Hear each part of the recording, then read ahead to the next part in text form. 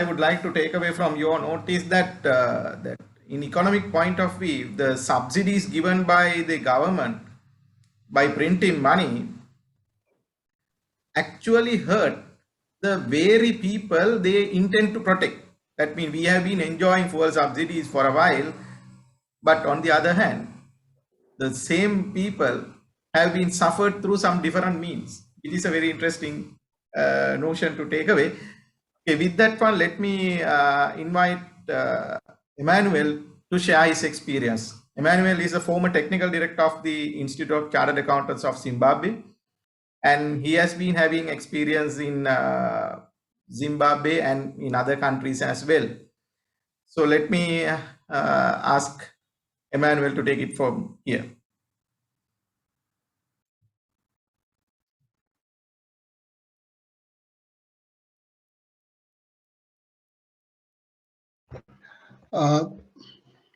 Thank you, Chairman, for the introduction. I think Mr. Mchemwa did take us through the technical part of the presentation, the inflation. So what I will cover largely is a layman's perspective, more like looking at it like as a historian, just summarizing some of the experiences we've had over the last 2 decades. I've tried to make sure that it's not that we do not have any technical jargon or technical analysis in this presentation. We are just letting you, we are just sharing our experiences. You will notice that as I go through these points, they are non-exhaustive. I was a bit surprised at the points which I was sort of putting down, because when you analyze them, like sort of as a third party, they sound very, very ridiculous. I think what Brent said, some of these issues are dignity impacting issues. I think most of them, they affect the dignity of the very citizens who are living in a hyperinflationary economy.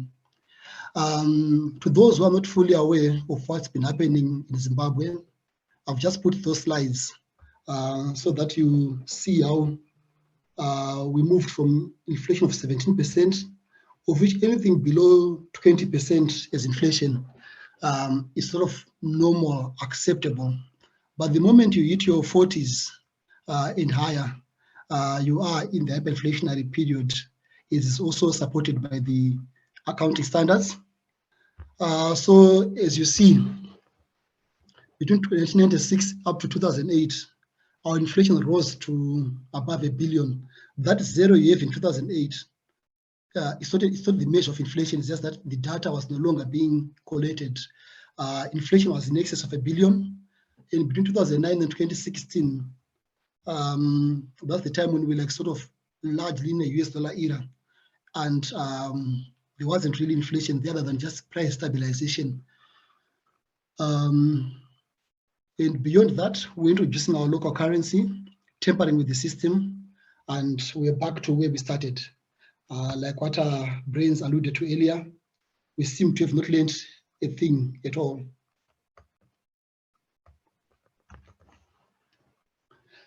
Maybe to just calm you a little bit, inflation is extremely undesirable, and you're going to have loads of sleepless nights. But I think we just need to sort of accept and appreciate the fact that no country ever closes down or people evacuate due to inflation. So yes, there'll be the doomsayers. I think all that bad news we have to deal with as senior people running big corporations. But I think the main issue there to worry about is wealth will change hands.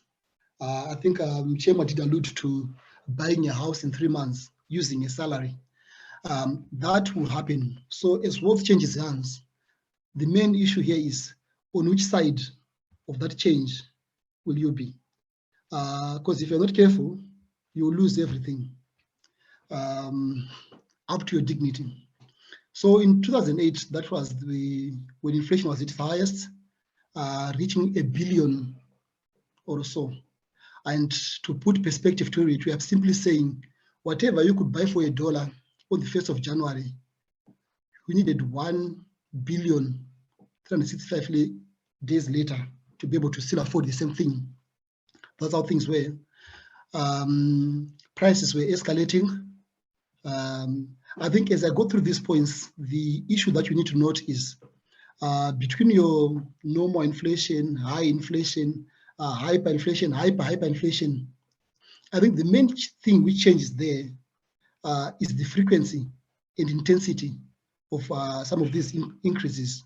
It's not like you won't have them, but like probably now you're still in your introductory phase and you're still worried when something goes up 3 times, 4 times a year. A time will come when you actually lose count of how many times a commodity has gone up. So some of the things which you experience will be price negotiations get extremely complicated.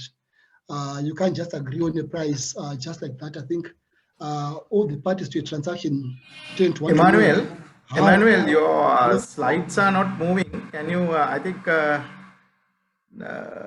you have to put on the probably. Okay. So confirm they are still not moving. Yes, it's not still moving. It's not moving. Yep. Okay, just a minute. Let me see if I can do anything. Well, now it's fine. If that's going to, now it's fine. While you're at it, could you put it on the display mode as well so everyone can see the sides clearly? Yes, just trying to close some other windows. But if this persists, you might have to actually control the slides. Yes. So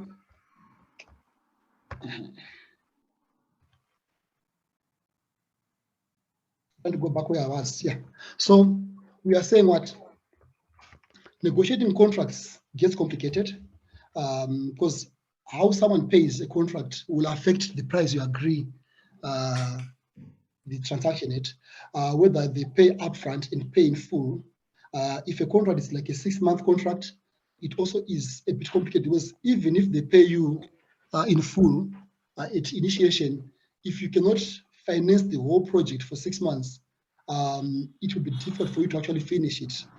So awarded contracts are usually, or were usually concluded with settlements way higher than the awarded price. Cash transactions were preferred. Shops which used to offer things on credit ceased to offer those credits, or where they do so, the interest rate would be extremely high, or the credit terms would be very, very prohibitive. So whenever entities or persons held some excessive cash, I think the main issue was trying to move it to safe havens, like buying equity shares, like listed quoted shares, buying properties. The actual instance whereby some financial institutions were buying things like bricks just to cushion themselves against inflation.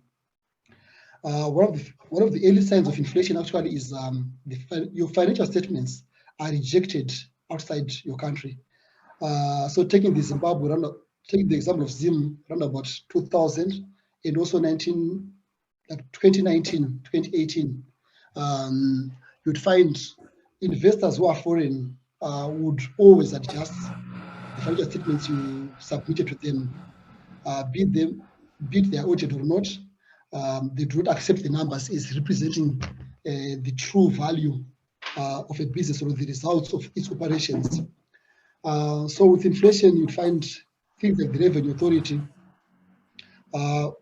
Historically, they used to charge you taxes, and you'd pay your taxes at the end of the year, like after the year end when you've done your tax computations.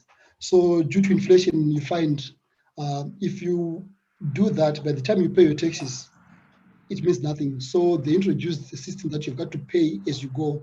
So payments were being done quarterly. So that came sometime around 2000 thereabout, and that's still the system that we have. So you pay taxes based on your anticipated revenues. Sometime in 2003, there was a new governor who was appointed. He came in, stabilized the ship a bit.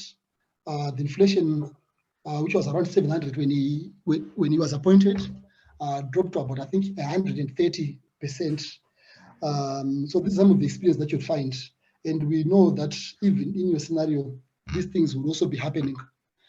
Government was constantly denying that the economy was entering hyperinflationary environment. I think Brains did allude to the fact that they will constantly tell you that they have a plan, that they're going to deal with the matter.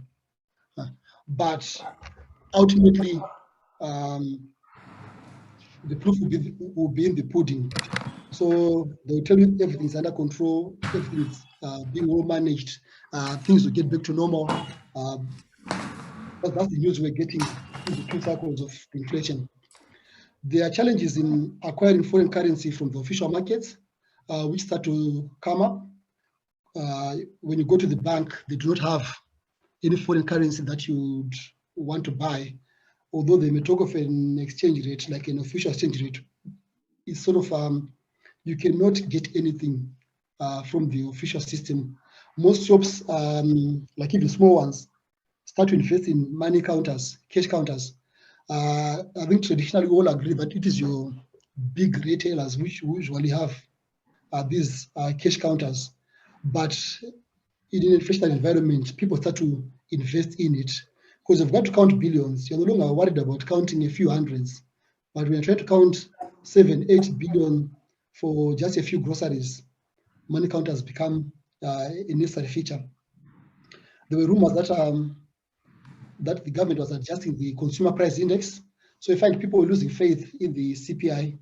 Because what would happen is, based on the evidence around you, you'd notice that the inflation, okay, or maybe everything that you sort of can think of is doubled in price. But the CPI will be reflecting a 40, 20% inflation, which you know is no reflection on what is really on the ground. At times, government units would be demanding settlement for their services and products in a foreign currency. And such moves were usually quickly reversed by some senior government officials, I think largely as a populist move, because I think the state-owned enterprises will be practical with what they need to survive. So they may factor some increase, or they may make demands to have certain things settled in a foreign currency, or introduce some price increases, which will usually be reversed.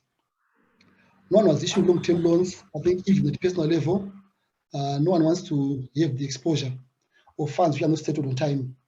Shortages of basic commodities come into play. There would be queues everywhere. There will be queues for bread, queues for cooking oil, queues for fuel. Rationing comes into play. You walk into a shop, and if you want to buy bread, there's a maximum number of loaves you can buy, and that will sort of affect most basic commodities. Things like your subscriptions. I think some of the guys, some of the participants in this webinar are members of the institute.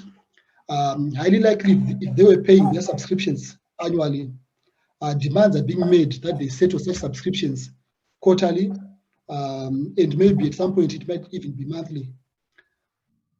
There's a huge decline in the local currency against other major currencies, and strict exchange controls, control regulations to protect the local currency come into play. There will be frequent interventions by the central bank in the local currency, numerous statutory instruments. Where you used to get like 1 or 2 statutory instruments coming from the central bank, you'd find the government will be issuing several statutory instruments, and at some point, even professionals will be losing track of the number of statutory instruments which are in play, whether they are still running, whether they were overtaken by events. But those are the things that you will be experiencing in a hyperinflationary or just an inflationary economy. Due to these controls, the other thing that will come up will be the black market. You go to the bank, you cannot withdraw your money, but you just step outside. There'll be people there milling with truckloads of cash, which they are selling if you want to buy any currency. Emmanuel, excuse. I think we have some technical issue. The slides are not moving. Niroshi, is there a possibility we can push the slides from this end? Yes. Yes. Push them from that end. No worries. I'm using my phone, Mr. Javikram. We have a power issue. Let me check whether I can do it. Okay, no problem. Emmanuel, can you stop sharing the screen? Let me share the screen from my computer. Okay.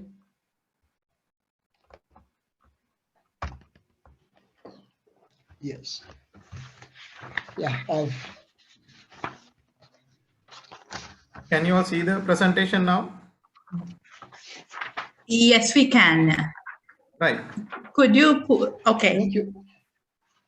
Could you put on the screen? Okay. Exactly. Emmanuel, for those who have missed the slides, if you can just quickly sum up some of the previous slide, that would be great, Emmanuel. Okay, thank you. So basically, I was just outlining the events that have been happening in Zimbabwe, just sharing our experiences, nothing technical, no jargon, just sharing with you the experiences that we had when in the early days of inflation, high inflation, hyperinflation, to which I was largely saying that most of the points we've put here, which sadly is not an exhaustive list. It's a long list, but it's not an exhaustive list.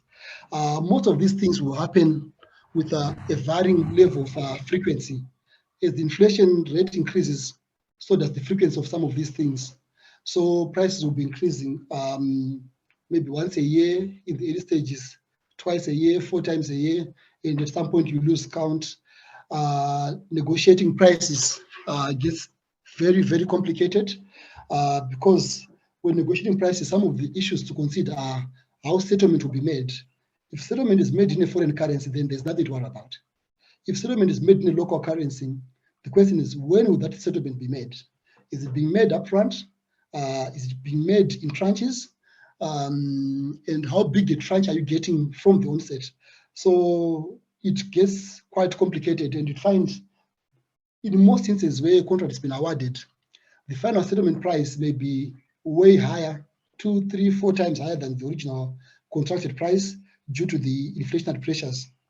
We're also saying what most entities you trade with will be preferring settlements like cash settlements. So issue of credit is sort of phased out because you lose value when you do that.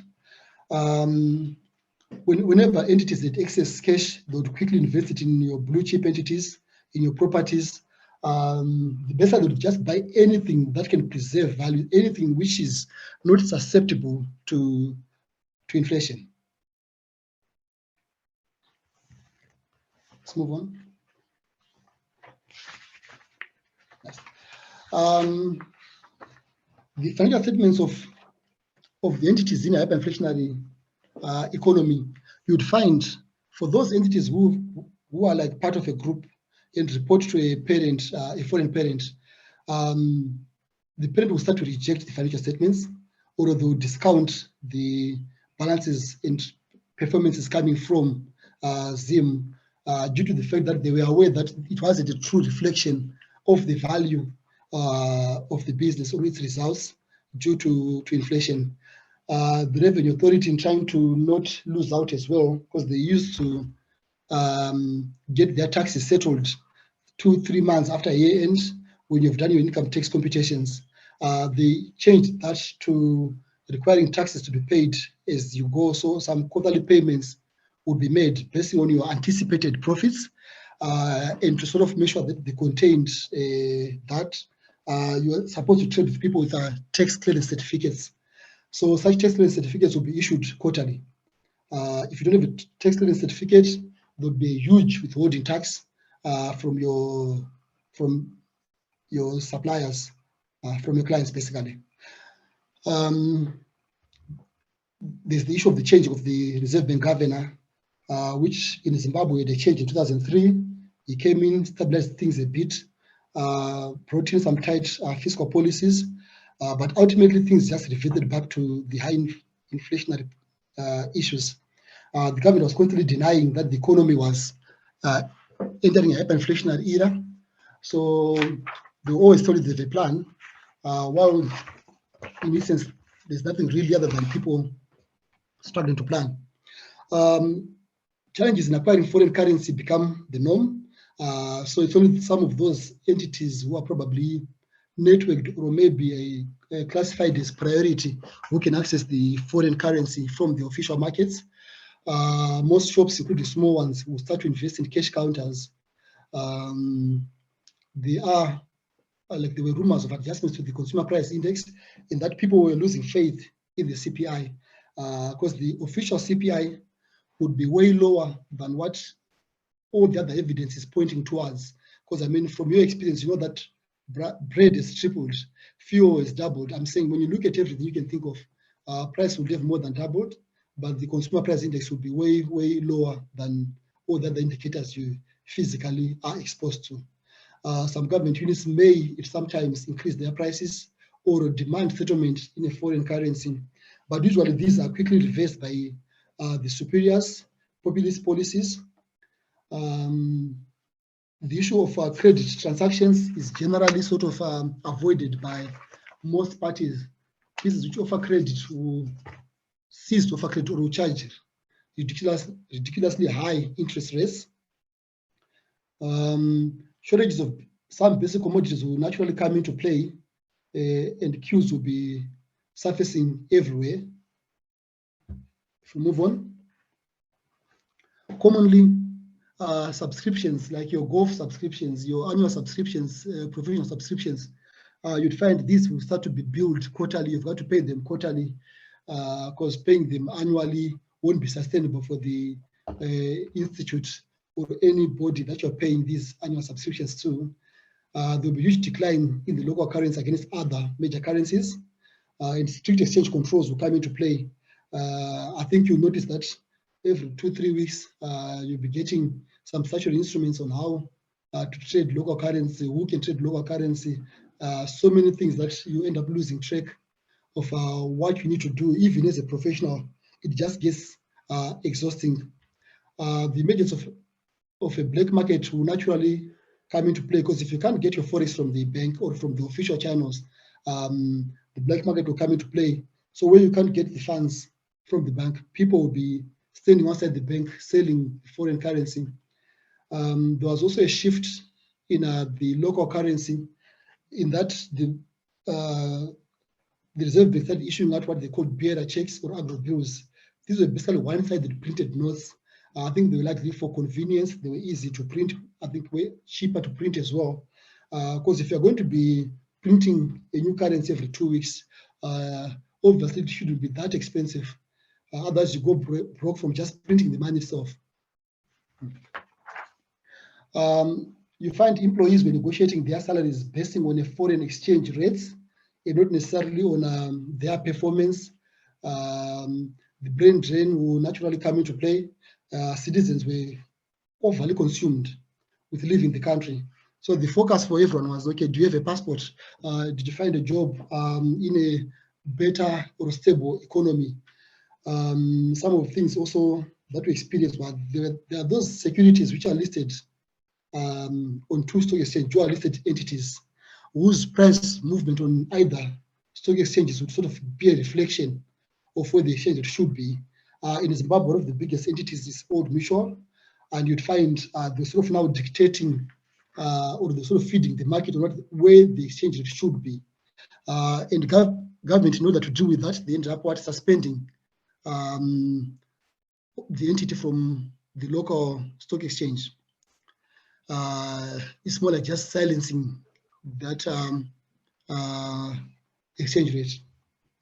Asset values became distorted, in that if an entity had 2 million and they had access to the formal or the auction system, they would get allocations, you would find that their 2 million would be worth a whole lot more than someone who didn't have access to the formal system, in that those guys would actually have to buy the forex from the black market, of which the rates would be 2 or 3 times more than what their colleagues who have access to the foreign currency. So that makes a mockery to reporting in general. So a million should just be a million, but in a hyperinflationary economy, it may depend that whose million are you talking of. The other issue is always the the chicken egg situation. What is causing what? Is the politics poisoning the economy, or is the economy which is poisoning the politics? I'll try and stay on the political. I'll try and stay politically correct on this one, and just leave it open. That debate will be held on who is causing the inflation. Is it the politicians, or maybe it is the inflation which is causing the political crisis? Things like price controls would result in disappearance of these basic goods. I think this was covered in detail by Brains. I also understand, I think I've put that table. Can we move with the slides?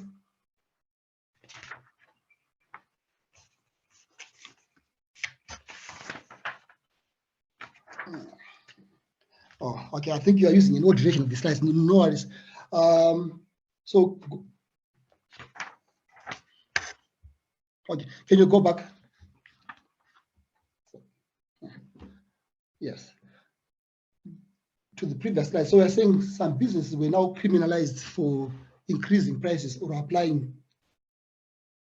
Yes. Yeah. So some businesses will be criminalized for using, for selling in a foreign currency, or for using any unauthorized exchange rates, or even for price increases. The instance whereby the price monitors would be sort of going around companies. If your shop had increased prices and such increases were not authorized, you may be forced to open shop and sell at the old prices. And you can imagine what happens when you open a shop and it's just ask the public to go in and buy based on the old price, which will probably half or a quarter of the current prices. So those things were happening in Zim. And there were also rumors that the central bank was a major player on the black market buying the forex whenever government wanted some forex to use. I think it is very worst. You'd find companies would have new job titles. Someone like a price adjuster, someone whose task is basically just go around the shop changing prices, changing price tags. In a hyperinflationary economy, believe me, such a person will be busy every day for the whole year, just changing prices. And as the inflation intensifies, your 11-digit calculator cease to work. You cannot calculate a trillion on your tiny calculators. And some of the software you use, you've never wondered how much they can contain in terms of the magnitude of zeros. But you'd find in a hyperinflationary economy, those are things that you need to worry about, because some softwares actually basically just became redundant in Zimbabwe only due to these multiple zeros which were slashed over and over again. At any given point, your wallets can never contain more cash than the worth of that wallet. The conclusion of every transaction was always how it will be settled. I think I've covered this a little earlier on, because whether someone pays you cash or pays in a foreign currency, that is always key to any discussion, more than how much they are paying you. And where you get some commodities from any supplier and you discover that maybe it might be fault, or there might be a few things which you have reservations with, it's never in your best interest to retain the same commodity. Because if there was a 2-day, 1 week, 1 month lapse between you purchasing and paying for that commodity and you trying to retain it, by the time you get back, you find even if they give you those funds, you won't be able to do anything with it. So you're better off just keeping that faulty commodity which you bought than retaining it. Inflation does push the informal economy, because your formal business struggles with non-compliance, because whatever you're trying to do, you are deemed to be not complying with the rules and regulations of the country. So the best would be to take your operations to make them informal. But the thing is, this can only be done by your small businesses. Big business cannot go informal. But you'd find the informal sector gains momentum. You walk into a big supermarket and there's nothing on the shelves, but whatever you want, if you just step outside, people will be selling all the commodities that you expected to find in the shop, just outside the shop. So you find maybe some managers would be diverting things from the shop outside. They pay for all the goods, and then they sell them on the black market. It's the black market rates. Fraud is naturally on the rise in a hyperinflationary economy. largely because the controls that are usually in place, they are designed for a stable economy.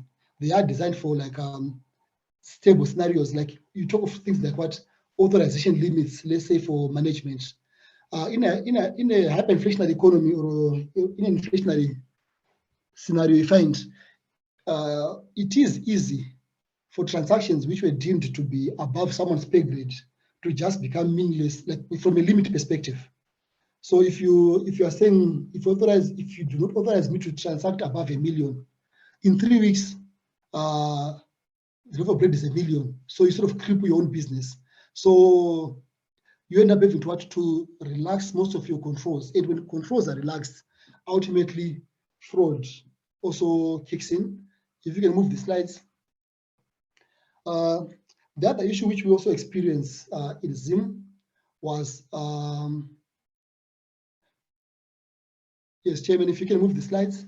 So one of the other things which is fairly unique and maybe difficult to explain, and I hope you will never get to understand in the near future, is at some point with our own internal exchange rates, whereby within the same currency, within the same local currency,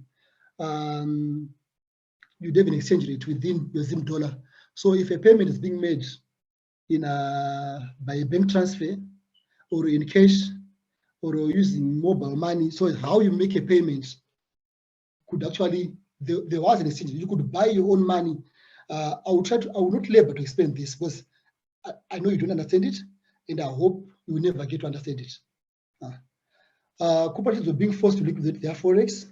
At some point, I think government did raid the nostro accounts of several NGOs for no compensation. And I think it is worth around about 2008, 2008, government suspended the issuance of the CPI, Consumer Price Index. So there was no data for us to be able to calculate any inflation. So ultimately, from an accounting perspective, the concept of preparing hyperinflated accounts became impossible. Even reporting itself, people ceased to report because you want to pay these auditors or these accountants some crazy amounts for no value at all. All the financial statements were qualified.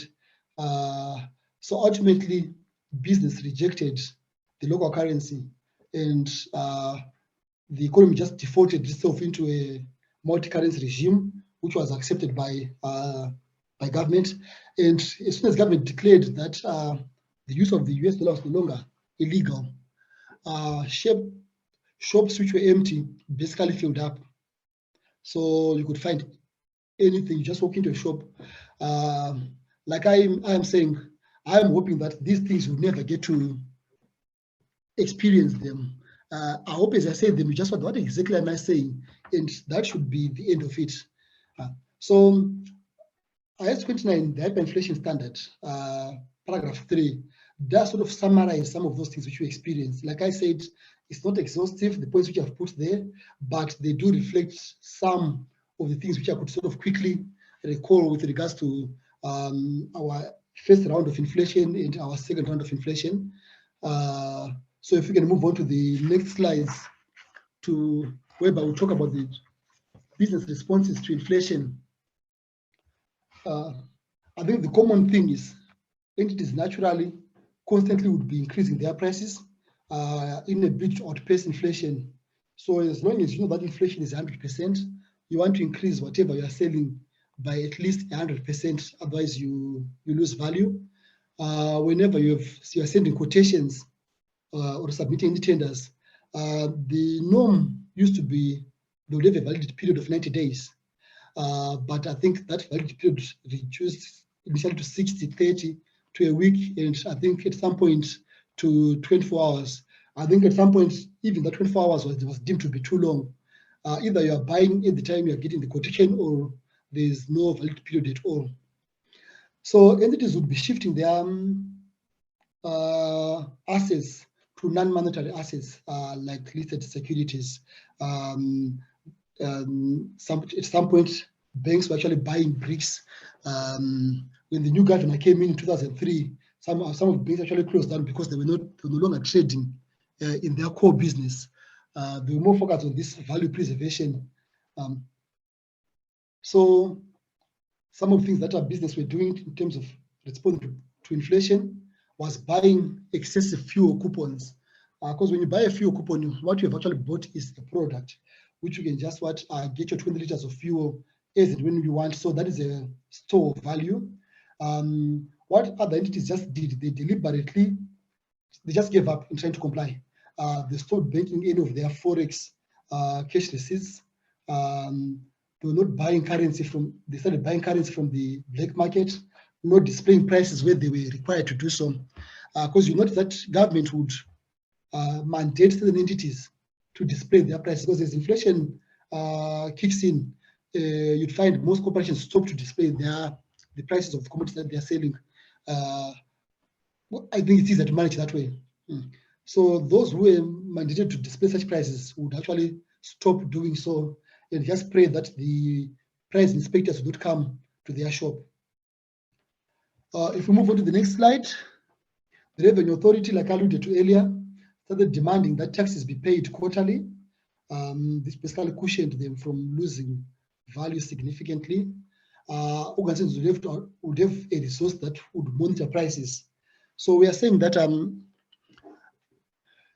a company, let's say a manufacturing company, they do their costing and then agree that whatever that they're going to be selling will be sold for 1,000, so as to recover their costs. What then someone would do, there would be someone whose duty is to constantly monitor the prices of their inputs. So as the prices of their inputs increase, they would also in turn increase their selling price. I mean, regardless of their own underlying costs in producing that. Because the main issue there is they're trying to ensure that by the time they get paid, they can go back and restock. Some entities will remove of displayed prices online or physical, where statutes permitted pricing of commodities at ridiculously high prices in a local currency when compared with the US dollar price. So you'd find a shop would just quote you something in local currency at an extremely high price in local currency, but if you want to,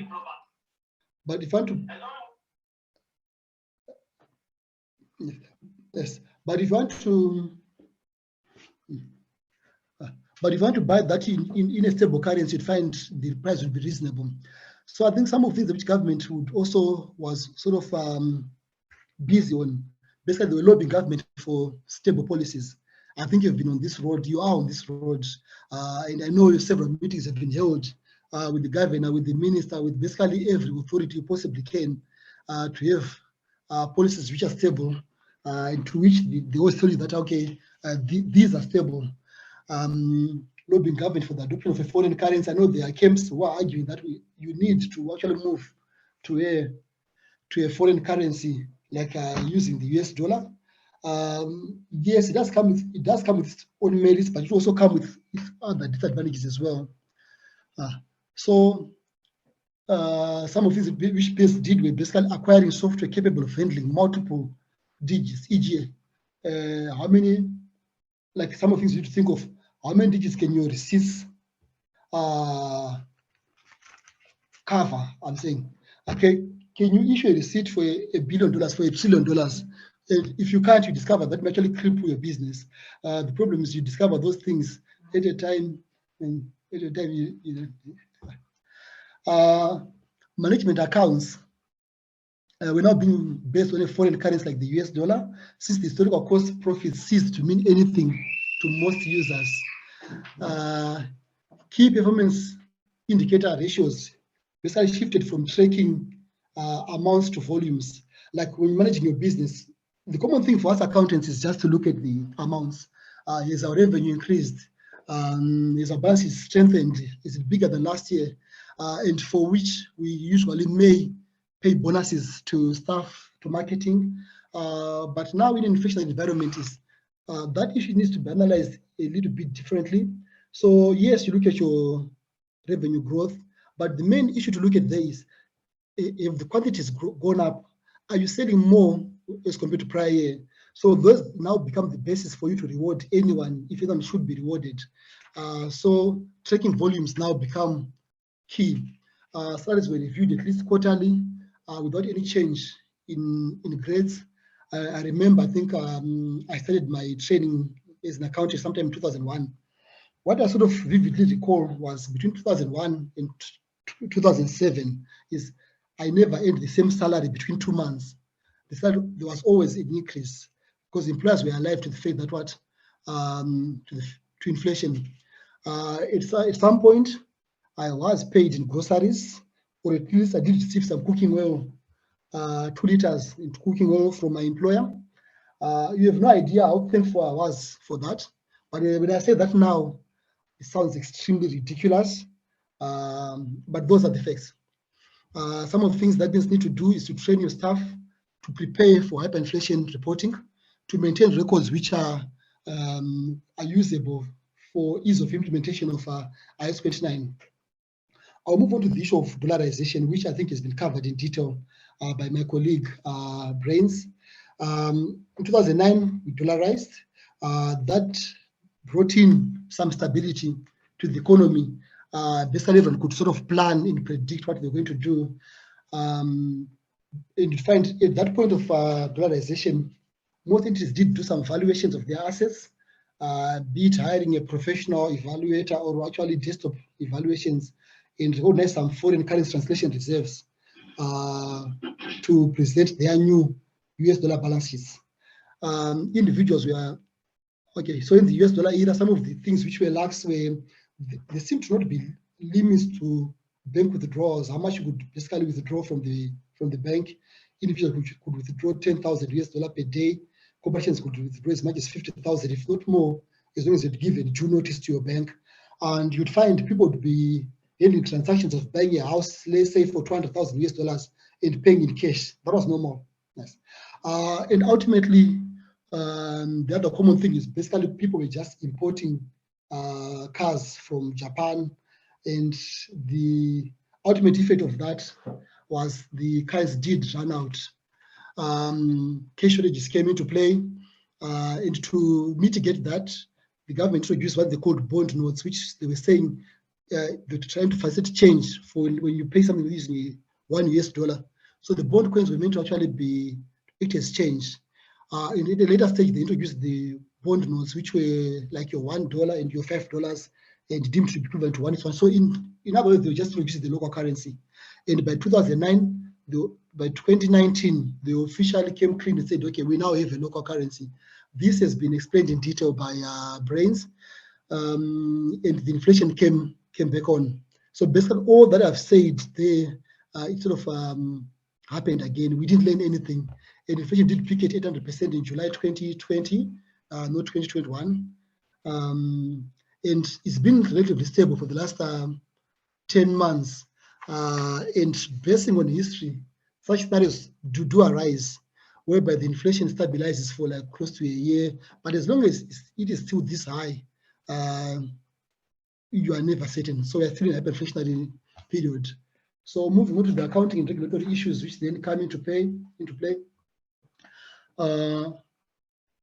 Many pronouncements, regulations, and statutory instruments were issued, and it basically became difficult to keep track. Chairman, let's move the slides. You find there will be statutory instruments for price controls, for exchange controls, for foreign currency movements. I think maybe the most important pronouncement from the regulators would be when your regulator actually declares that you are now in a hyperinflationary economy, and that every entity must prepare a hyperinflated accounts like comply with IS 29, and they would also define what general price index that should be used by everyone in the economy. And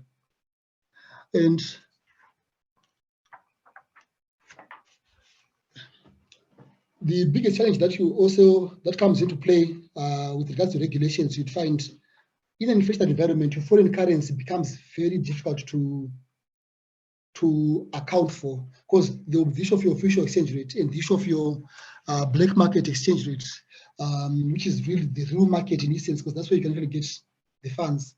So issues around qualifications with regards to IS-21 will come into play. Regulators are usually in a big fix in that their duty is likely to ensure that entities comply with, the regulators, like for your accountant regulators, their duty is to ensure that the accountants comply with the laws and they comply with the financial reporting standards. In Zimbabwe, the Public Accounts and Auditors Board is that mandate, and they either have to ask you to comply with the law and ditch the financial reporting standards, or comply with the financial reporting standards and ditch the law, or which they cannot do either. So most of the time, they just end up just keeping quiet. And in this period, you'd find most entities would start to revalue their assets.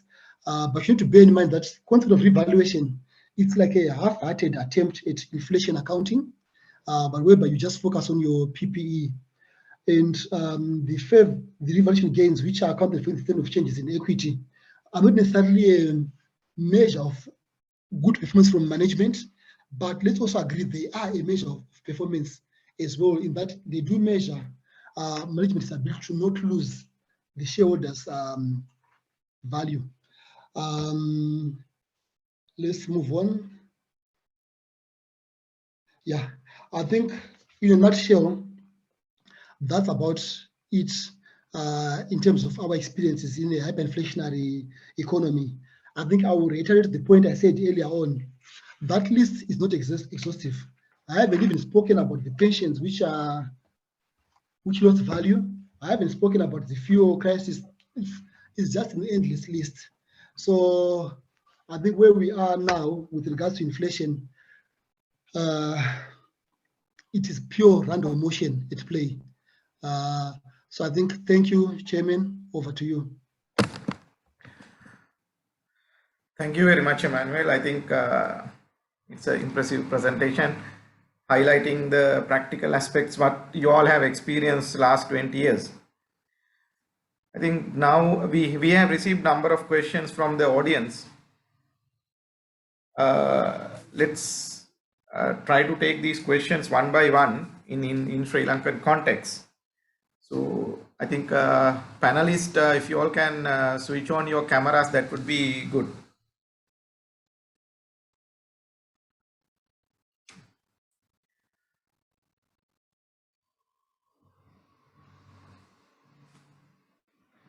Shian, you want to take the first question?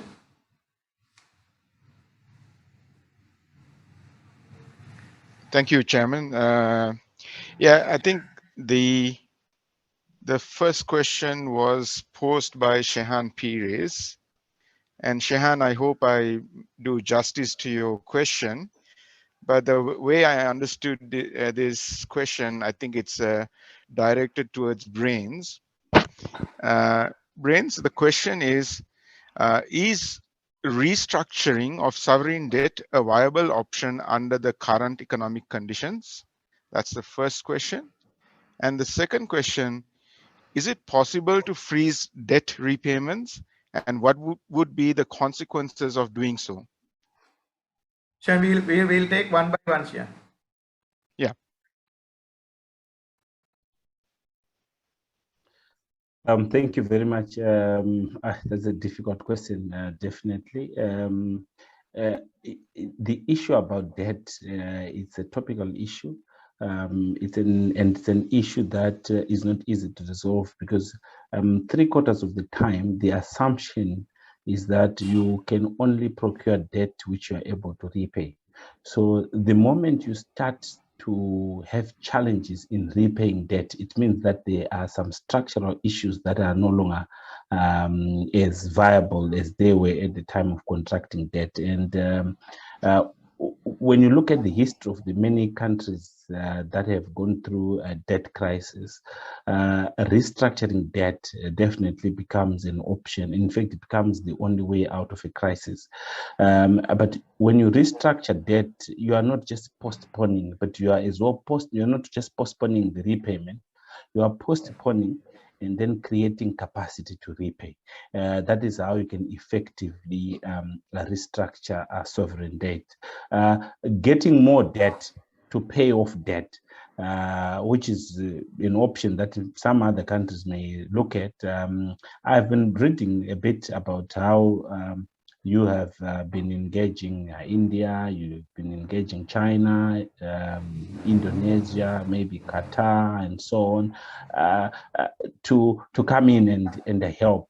Yes, that's quite noble. But I think at the end of the day, the most important aspect is that you need to restructure it, but by giving yourself breathing time to restructure the finances. So the most important aspect is that you need to restructure your finance, the way your government operates. That is, you need to consolidate your fiscal activities such that you are able to create capacity to then repay by the time the obligations become due. The other issue of the debt, to freeze debt repayments. Look, that's a very difficult question. It's all about how you guys look. I don't think there's a one answer. It depends who you are owing and under what conditions. For example, I'll give the example of Zimbabwe. We have been cut off from the world global financial institutions for a long time. You look at the IMF, you look at the World Bank, you look at Africa Development Bank. We had just stopped paying because we had no capacity to repay. We couldn't even pay the interest, just service the interest we couldn't, let alone the principal. And we stayed on like that, and we've been staying on like that for all these years. Of course, the circumstances are not desirable. But we've managed to stay like that, of course, with consequences, which eventually drove us into hyperinflation, for example. So freezing debt repayments completely without engaging the lenders, I don't think it's something that can be considered. Of course, you find such instances happening here and there, but definitely it's not prudent, and it's usually not expected of countries to do that. Emmanuel, I would like to raise a question for you. Now, in Sri Lankan context, we have noted that the number of Sri Lankan companies have reported their highest turnover in the last year, probably highest profit figures. And the marketing departments within the organizations, they have, okay, we have achieved our own targets, all the targets, and they are asking for bonuses. And I was told some companies, they have already paid the bonus. But the achievement of the highest ever turnovers and highest ever profits, from Emmanuel's side, I would like to hear from the accounting angle. From Brain's side, I think in the inflationary situation, there are a number of stages. Probably this is one of the characteristics. First, let me go to Emmanuel for his feedback over this matter.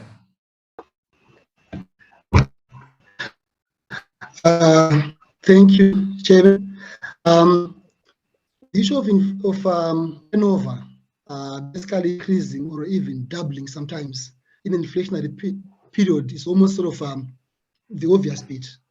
And you'd also find sometimes the last month of the reporting year can constitute 50% of the revenue for that whole year. We are referring to revenue here as a monetary figure. So the issue, like we alluded to earlier on, is in an inflationary period, value can easily be transferred, gained or lost, properly. So I think from a management perspective is when you set targets to staff or to your marketing team in an inflationary period, it's not wise to set it based on your numbers, like on the amounts. So it should be based on the quantity sold. I think you need to find a measure which is non-monetary, which measures their performance. Because if you have sold more units than you used to sell in the prior period, that's the reflection of better performance usually. More so if the sales price was at the right level. So I would be very much against awarding anyone any bonus simply for reaching a monetary target in an inflationary period. Yeah, I think that would be my contribution. Yeah. Brains, are you there? Yes, I'm here. Yes, Brain. Now this context, the recording highest revenues, can this be construed as a kind of a indication of an inflationary stage, first stage, or is it not correlated at all? Sorry, can you come again? Can you come again on that one? Now we have the companies. Let's say now we had this inflationary problem for last few months. Let's say for last 6 Okay. months. So which is coming under our financial year. So the companies have recorded probably their highest turnovers and highest profit figures during that period. But these are on monetary terms. Right? We have not accounted for the replacement cost, or we have not counted the number of units sold and so forth. But what I am asking is, from the point of view of economics, is this a sign or a feature of a early stage of inflation, or this is coincident? Yeah. Okay, thank you.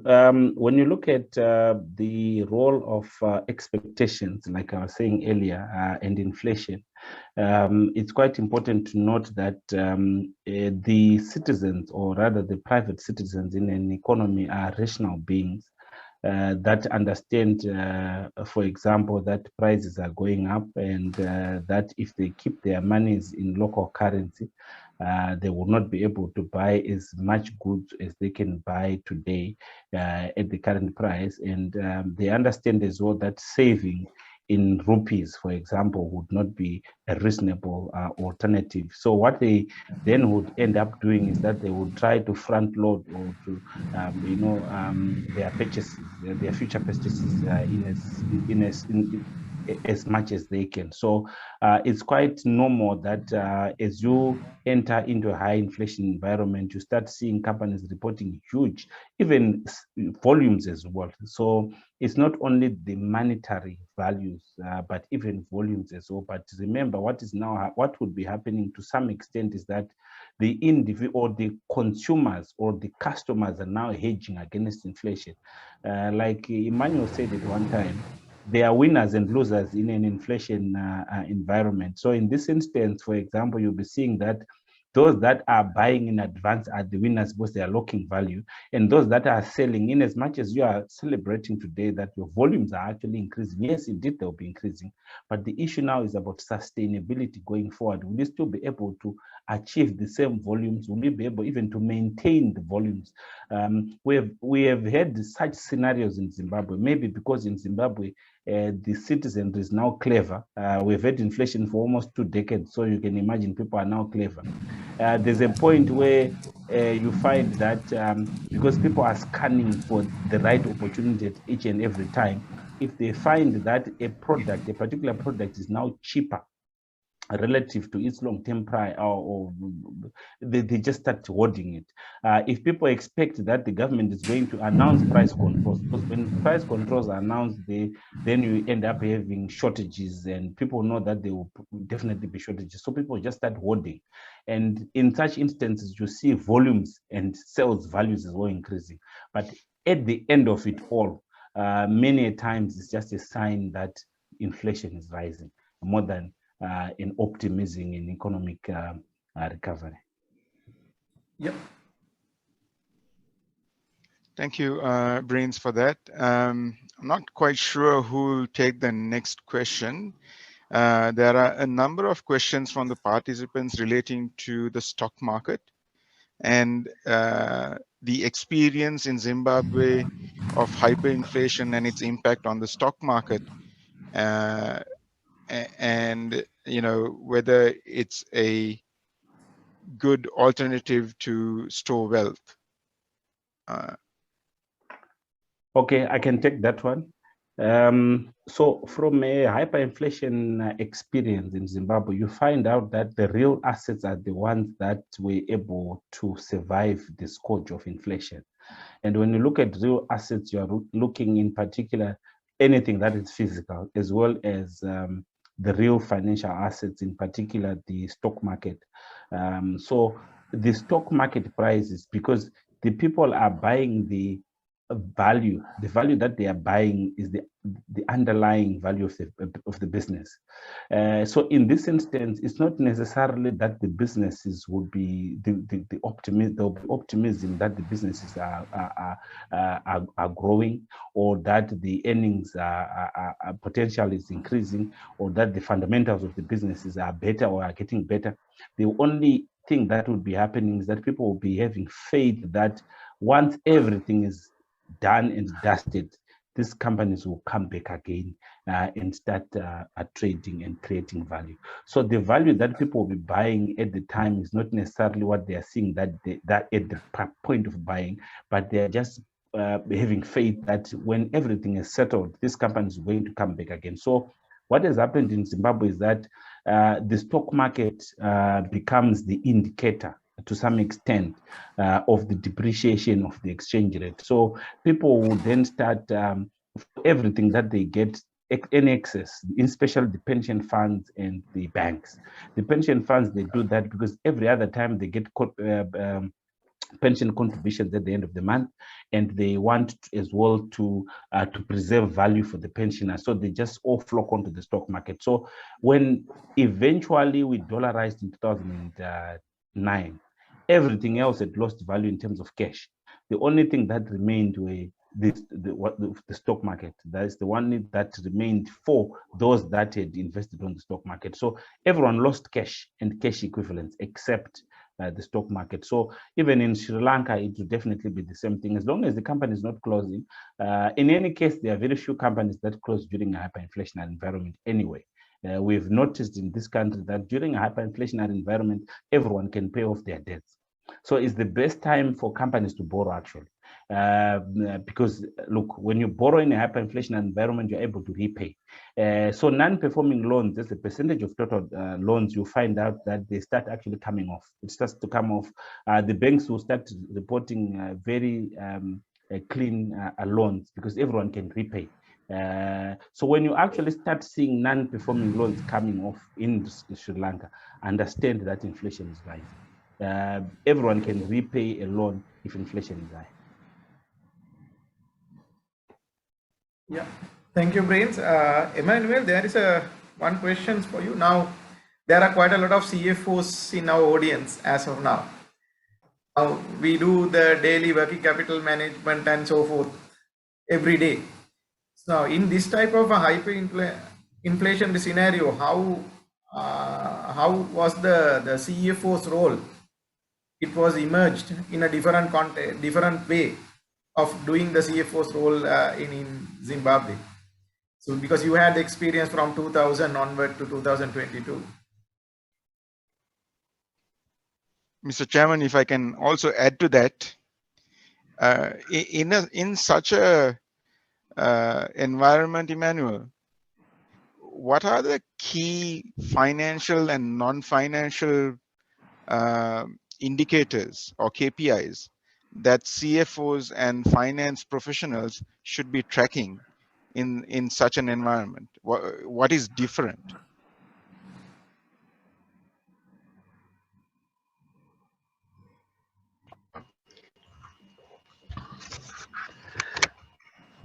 Thank you, Shayan.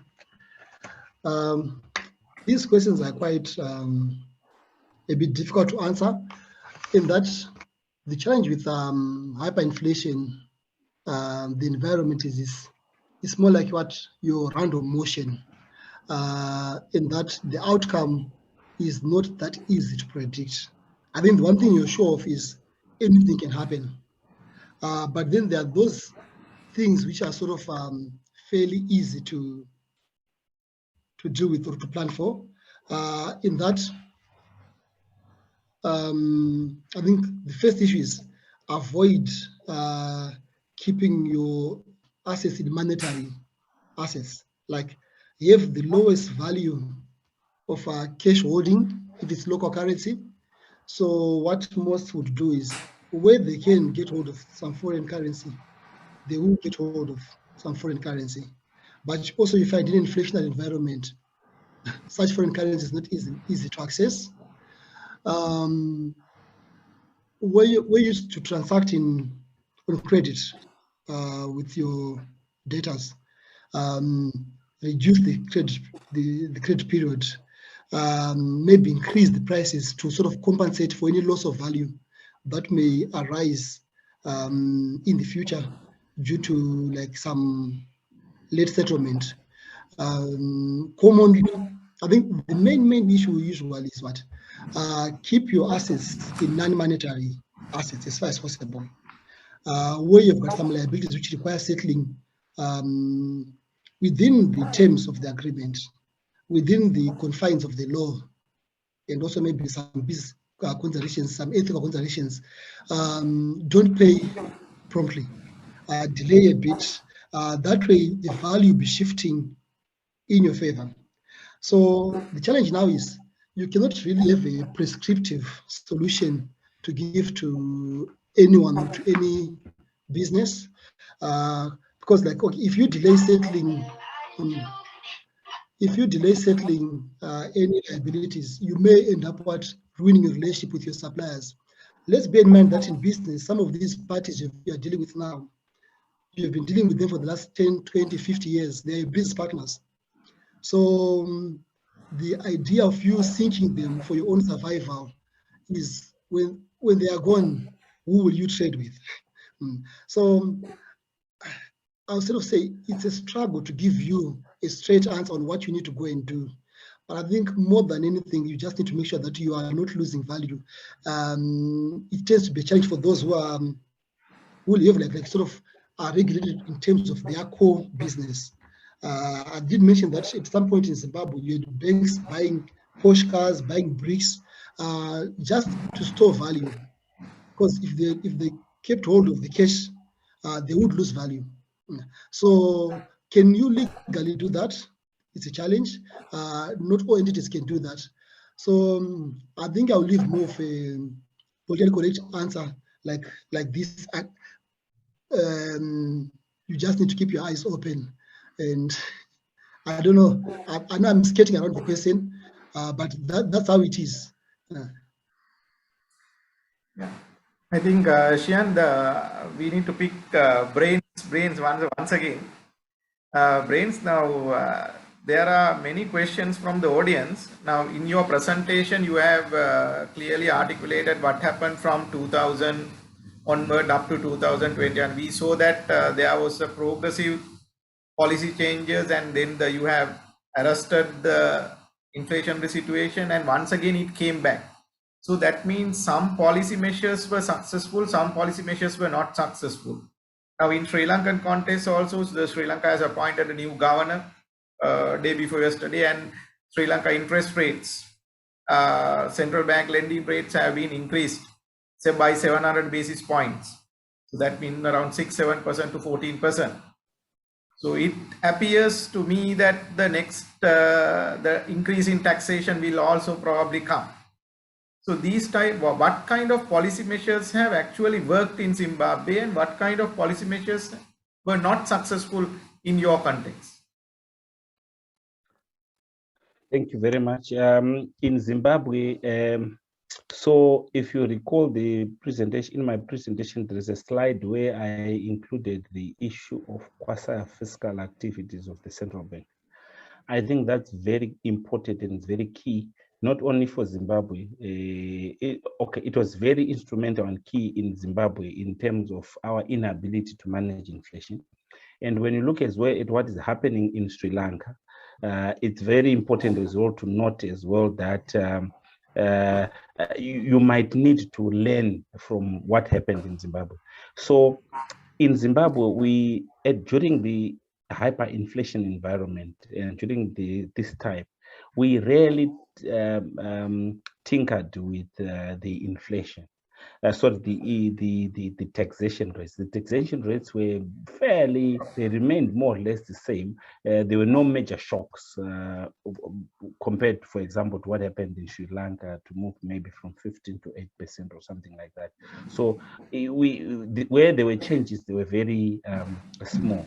But I think what would be interesting to note is that from a Zimbabwean perspective, our interest rates have never really yielded positive return above inflation. which means that at any other time that interest rates were set, except in December 2003.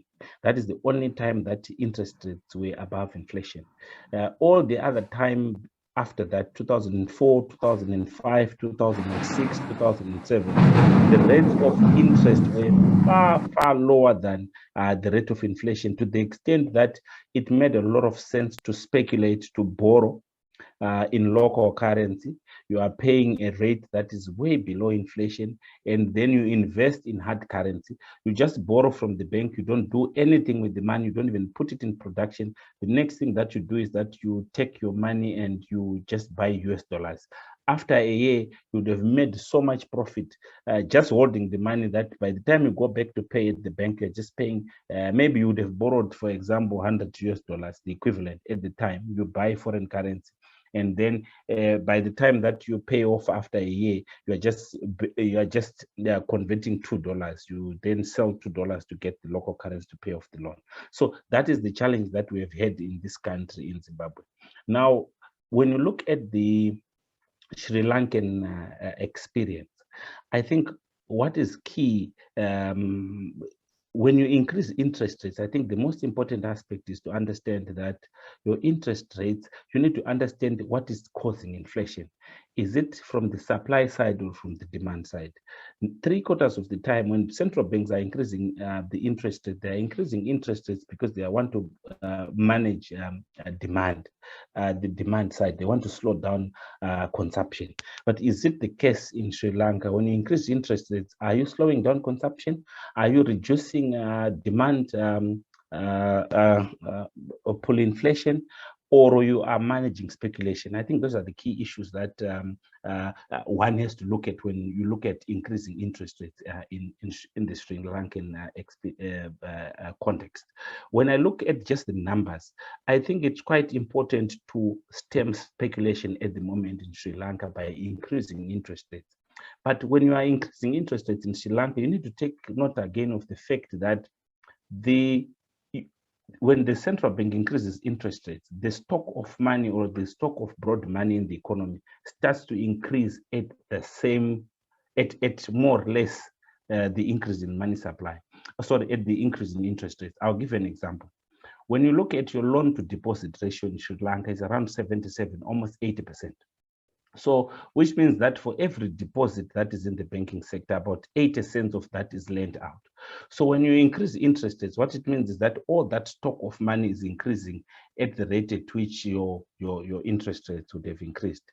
It becomes therefore important that the central bank stops, or rather does not create or complicate the situation by printing more money and giving the government money. Because when they print money, or when they subsidize the government, or they come in with their credit to the government, that same money is getting into the market, and the central, and that money will now have to increase again at because I hope I'm not getting I'm trying to stay away from the technicalities of how money grows in an economy. But my point is that definitely it's a good thing to increase interest rates in Sri Lanka. It would be very good to increase the taxation levels, because what you do with the taxes, that you are going to avert a fiscal crisis whereby the government will then have to rely on printing money to meet its obligation, which will then cause inflation, create havoc on the exchange rate, and so on. So you need to increase interest rates. You need to increase the taxes, especially the taxes. If you increase the interest rates alone, without increasing the taxes, what it means is that the government would continue subsidizing. And when you are subsidizing, you are printing money. And that money, again, you are buying it back if the government decides to mop up excess liquidity in the economy through open market operations. It will now be buying back its own money at a higher interest rate. So it defeats the whole purpose. So it has to be a comprehensive package where you are increasing interest rates. You have to increase as well the taxation levels, and you have to stop or rather decelerate in terms of the government or the central bank lending to the government, so that the central bank doesn't end up buying its own money back at an expensive rate.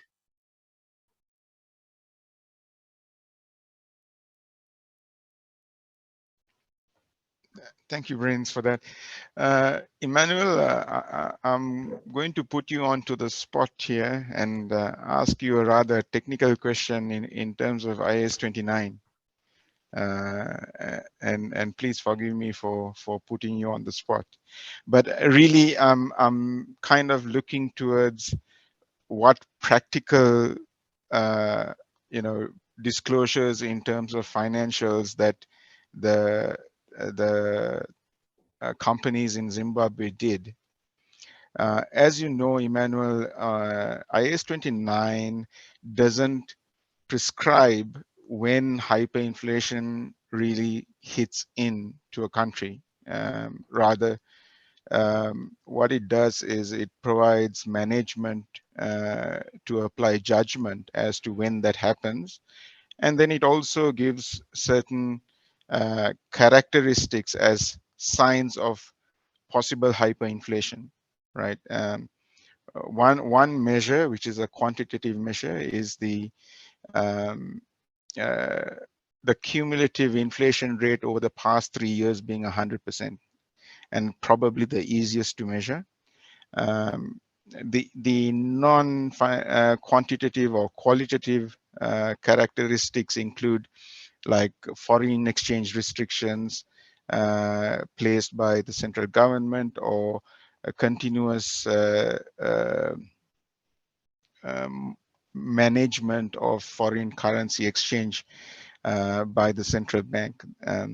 So my question is this: there is never a hard line where you can say that a country is in hyperinflation and therefore companies should start applying IAS 29.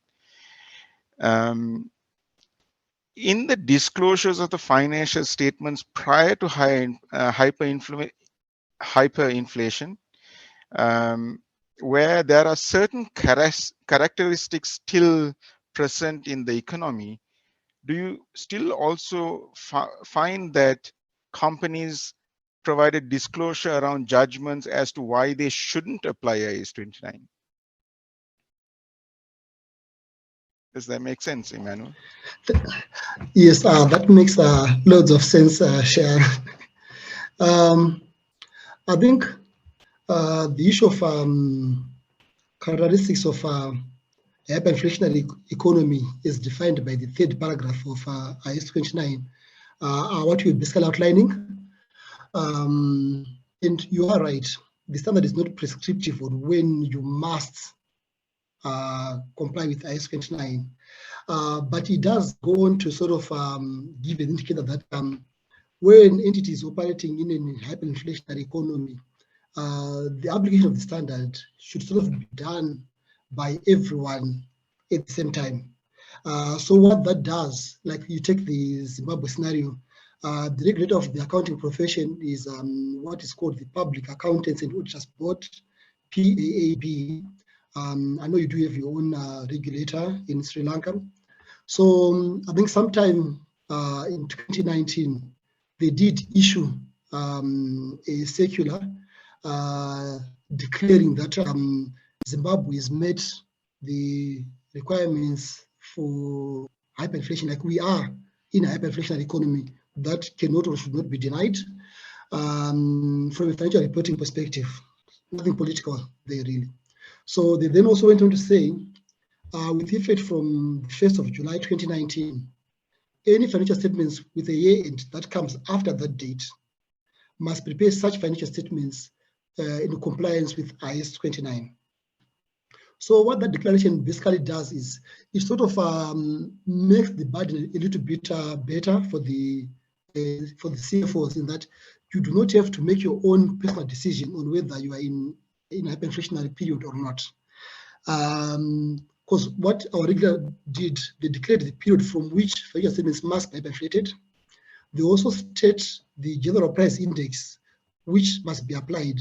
Because the standard also says when you're in a hyperinflationary economy, you need to use a common general price index. And I think usually the common general price index in most economies is your CPI.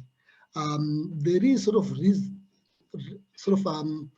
reasonable logic to use your foreign exchange rates, But the problem will arise in that once you're hyperinflationary, those exchange rates are no longer reflective of your market. And in that regard, you cannot use the foreign exchange rate. So CPI sort of becomes the only thing that is sort of standard for anyone to use.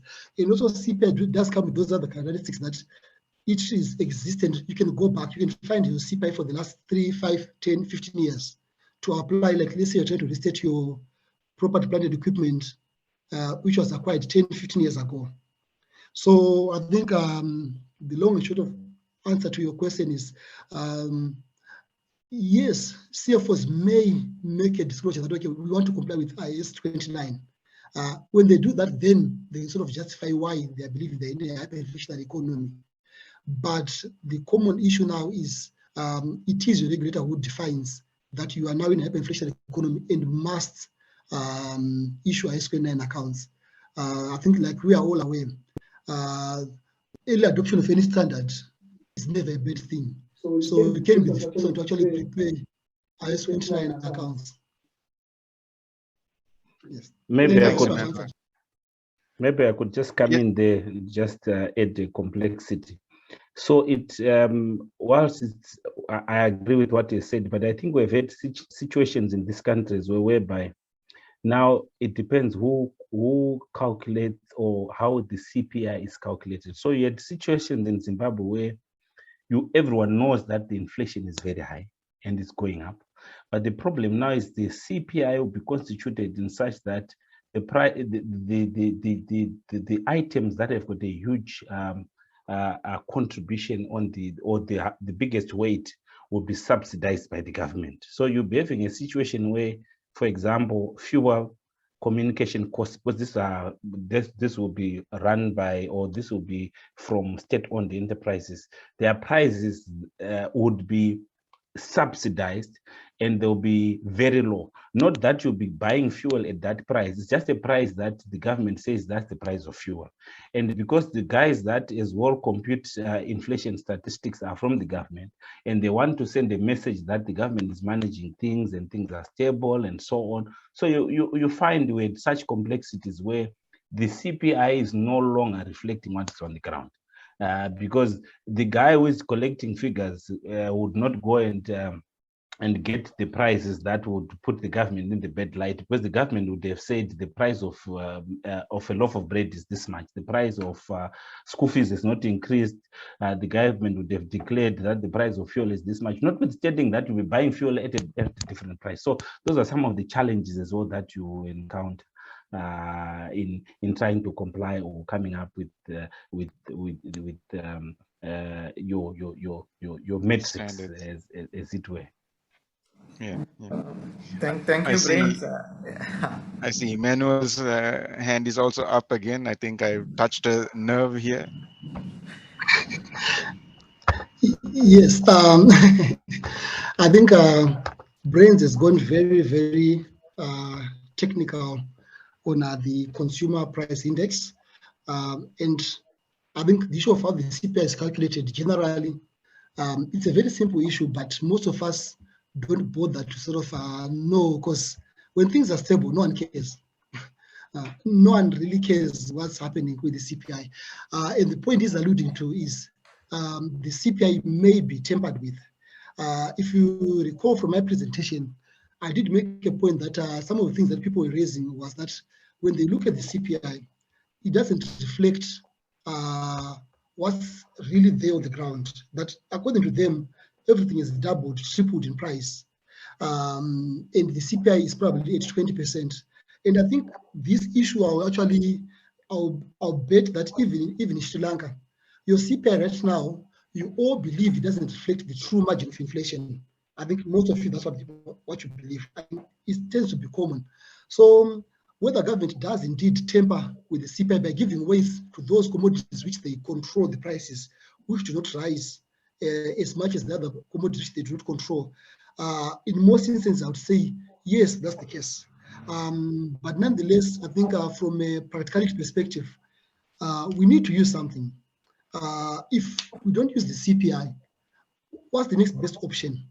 So I think of the multitude of wrongs that we can deal with, because being in a hyperinflationary economy is a wrong on its own. Reporting in it, I think the CPI is probably the best indicator that can exist. Even with those government controls, you'd find they may control your electricity, they may control the fuel, the rent and rates, they may try to control those things. But in a hyperinflation economy, at some point, they too will be forced to increase those. So they can only hold it for a short while. But believe me, it always sort of springs off. Thanks, Emmanuel. Yeah. I'm conscious about time, and Laknath, I certainly don't envy the ICASL at this point in time, but maybe you can take the next question, Laknath. Yeah, brains now. I need to pick your brain once again regarding this economic theory. Now, ironically, this hyperinflation situation, what we had discussed in Zimbabwe, is exactly matching the post-World War I Hungary and Austria concepts. So they had the agricultural problem, loss of agricultural lands. They could not increase their domestic taxes and they printed their money and they had to pay the war reparation damages. And in Zimbabwe also we had the farm grabbing and could not increase the tax and money printing. I think in order to enlighten you all in Sri Lanka, we also had taken a policy decision last year to convert the Sri Lankan agriculture into 100% organic fertilizer model, which probably has taken a hit on the agricultural production. So that means there is agricultural impact in Sri Lankan economy as well, which is yet to be measured. Then we have also printed the money, and we don't have any war reparation damages, but of course we have foreign debt payment. So if we compare these three events, World War I, post-World War I economic scenario for the hyperinflation and Zimbabwe version, and now the Sri Lankan context, this coincidentally, these all are in one alignment. So what is your feedback? What is your idea on those matters? Yeah, very interesting indeed. When you look at what's happening in Sri Lanka, I suppose when you banned the fertilizer, the issue was to save foreign currency, so that at least you are able to protect the exchange rate. But again, the issue becomes how do you manage the yields? And it's quite unfortunate that we now, yes, you did that, but the Russia-Ukraine crisis had not unfolded. So when you look at what has been happening in Russia at the moment in Ukraine, you will see that indeed the world is definitely going to have a serious issue with regards to the food security. And when you look at small countries like Sri Lanka, Zimbabwe, and so on, it's definitely going to affect us significantly.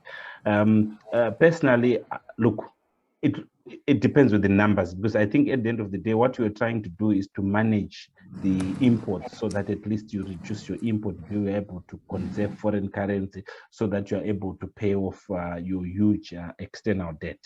But again, I think the question that I always would pose is what went wrong. I think that is what you need to manage as a country.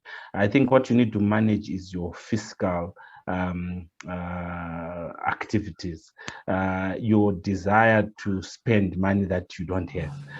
You need to be able to bring down your budget deficit, because all these other things that you're trying to do are cosmetics. You see, you're just trying to add lipstick on something that is, for example, on a fruit. It doesn't really make it a human being. You see, if you add lipstick and you draw eyes there and so on, you can make it nice, but still you would not be able to make a human being out of it. So from our experience, you find that all this would be cosmetic, because the policymakers at this point in time, they're having a difficult time.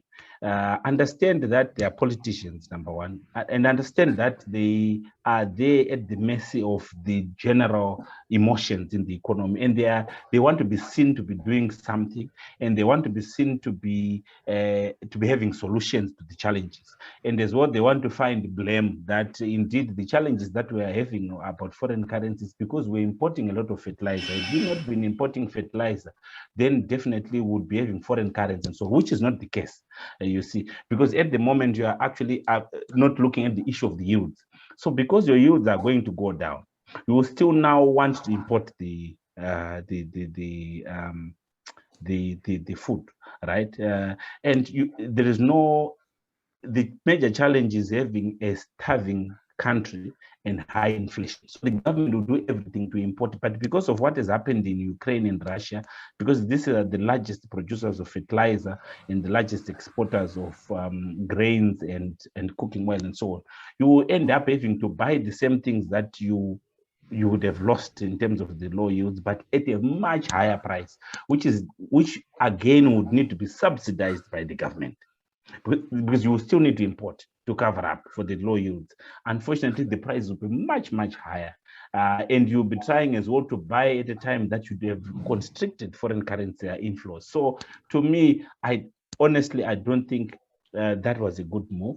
Yes, you might want to limit importation of malt starches and all that. We did that. There's a point where our central bank governor was blaming the people that import malt starches for the shortage of foreign currency in this country. So we have been through this, where you find a wrong there, you find a small issue there. But when you look at your major imports as Sri Lanka, you see that you import largely the petroleum, and you can't do anything about that, because those are the major energy costs. They are your major imports, and those are the issues that you now need to look at and say, is Ceylon making is it selling at a cost recovery? Yes, it's a parastatal, it doesn't need to make a profit, but is it not contributing to the quasi-fiscal losses? Are you not subsidizing the whole economy? So those are the key issues that would need to be managed from a fiscal perspective, so that the economy is on sound footing going forward.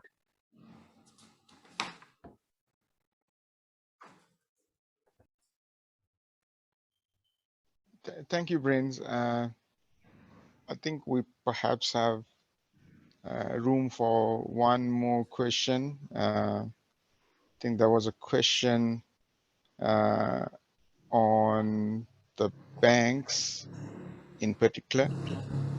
Let me just check that.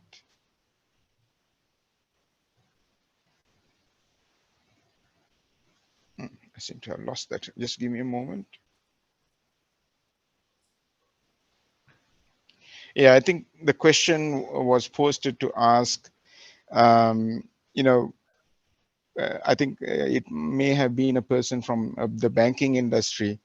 I think Saman was the person who posted the question to ask, you know, what should the banking sector as an industry do to support the economy?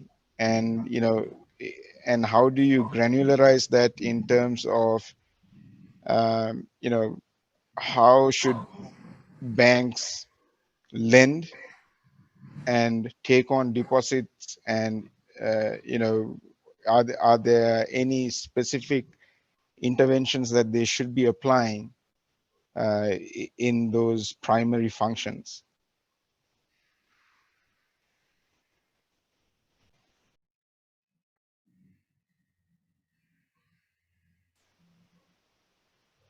Brains, you are muted. Brain? Oh, sorry about that. Yeah, I'm saying, yeah, thank you very much. I saw a question on the banking sector somewhere, about loans.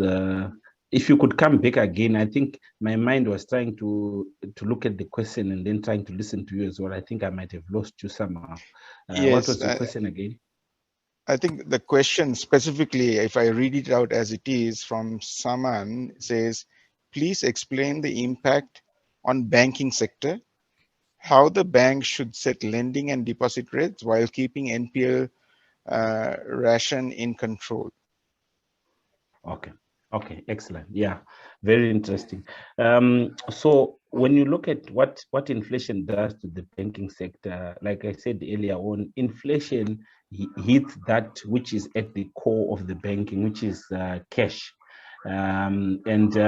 When the banks have cash as their working capital, so every day the bankers are at work, they are trying to trade cash, you see. And when you have a high inflation, it is that working capital which is losing value every day. And when the lending rates are lower than inflation, which is most of the time, it means that the banks are actually losing value every day. And when you then look as well at the central bank requirements in terms of core capital, what portion should be in cash to meet your liquidity requirements, you know, there are liquidity thresholds that are set, prudential liquidity guidelines and so on, you find out that a significant proportion of a bank's balance sheet will be under severe stress from a high inflation, because they will definitely be losing value from a capital perspective and as well from their working capital perspective. Just to give a perspective of Zimbabwe, so since 2004, every other 1 year or two, the banks are being asked to show up their capital. So every other year, the banks are now below the minimum threshold, minimum capital threshold. The Reserve Bank, the central bank, issues a circular that the banks are no longer compliant. They need to increase their capital.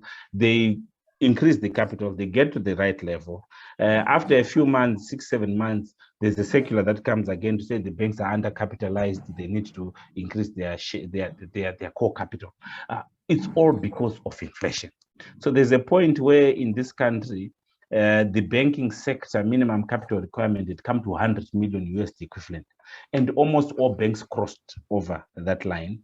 And now they were being told that no, we need to increase your core capital to 30 million US dollars. So which means they've lost the 70 million. Almost every other bank has lost that 70 million to inflation. So back to your scenario, how do the banks? So in Sri Lanka, I think what you should cease to worry about most is the non-performing loans on local credit, or rather on the local loan book or the domestic loan book. Because of inflation, you'll find out that most of the borrowers will be able to increase prices and pay off their loans. Which is not a difficult thing to do. But I think what banks in Sri Lanka should try to avoid at all costs is to guarantee external lines of credit, or rather local LCs for local companies that are trading, that are not exporting. I think that is the one major challenge that some banks faced in Zimbabwe, and some of the banks are still having serious challenges in extinguishing their foreign obligations, because they would have guaranteed their local customers here in foreign currency. But because of how the exchange rate will be moving, and how these companies that would have procured or would have gotten the external loans would start selling in local currency, and in the process lose out. The banks then become, because they are the ones that they've guaranteed these facilities, they end up having to meet this obligation. So I think what is key for Sri Lanka at the moment is that, yes, the domestic book is not a problem. Every borrower will be able to pay. They should not worry about that. But what is important is not to get into anything that is foreign currency, because if you get a foreign currency denominated loan at the moment in Sri Lanka, and you have to pay it off in foreign currency at a time where you have this balance of payment problems, half the time you are going to fail to meet that obligation. And in any case, you can imagine having lent that money in rupees. Now you get a foreign currency facility, or rather an LC, you then lend in local rupees to a company whose prices are then controlled by the central bank, and then they fail to meet their obligations to yourselves, and then you will definitely not be able to discharge your obligations. So I think the banking sector will definitely be able to ride above the non-performing loans. The only issue is to watch the foreign loans, and of course, Look, I wouldn't want to advise this, but in terms of the core capital, I'm not so sure what is permissible in Sri Lanka and what is not permissible, but it becomes very important that all the banks, when you are approaching a higher inflation environment, you invest a sizable portion of your capital in real estate. You buy properties, you buy buildings where you are renting. If they've got this physical brick and mortar, it becomes important to buy some of them, so that at least when the time comes, they're able to revalue them on their balance sheet and show up their capital.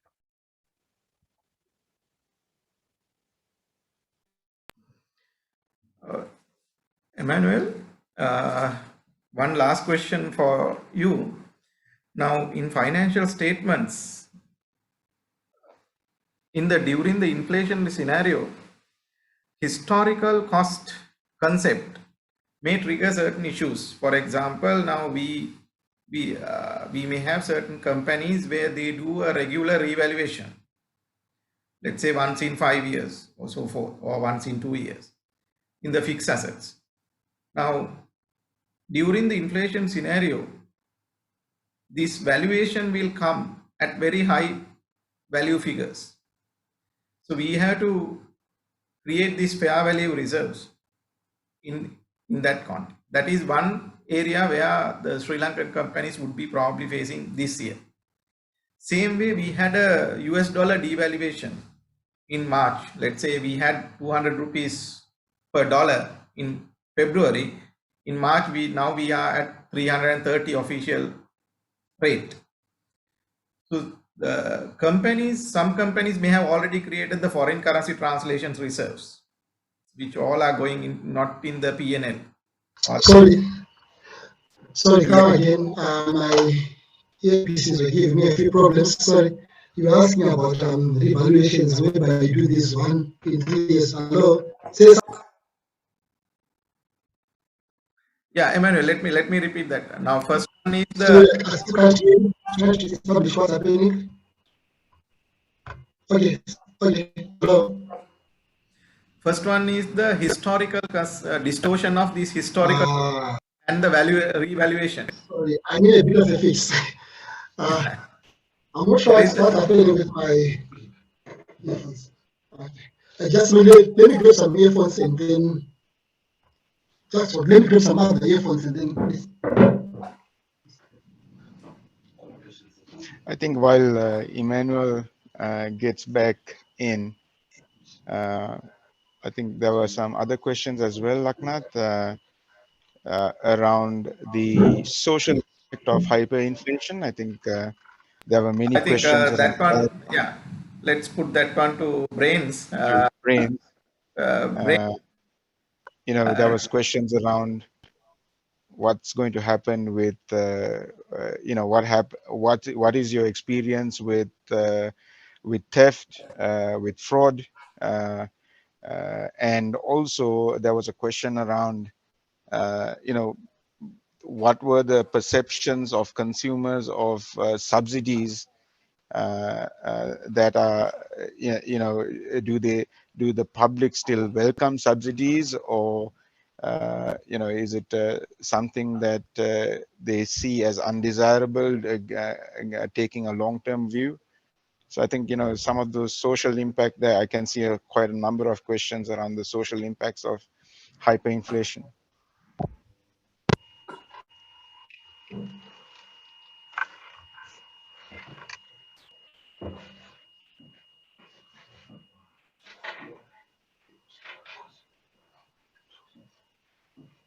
Okay, so you want me to take those questions, I suppose, at the moment. Yes, while Emmanuel sorts himself out. Yeah. Okay, right. The issue of subsidies. Let me just put my earphones, I guess. I can hear a bit of echo.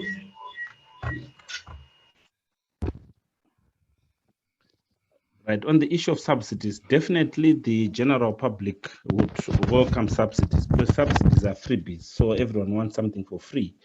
But it depends at the level at which you would be in the hyperinflation. There's a point where, because the things become so cheap, the queues become so huge, so big that even if it's a subsidy, it becomes an undesirable subsidy.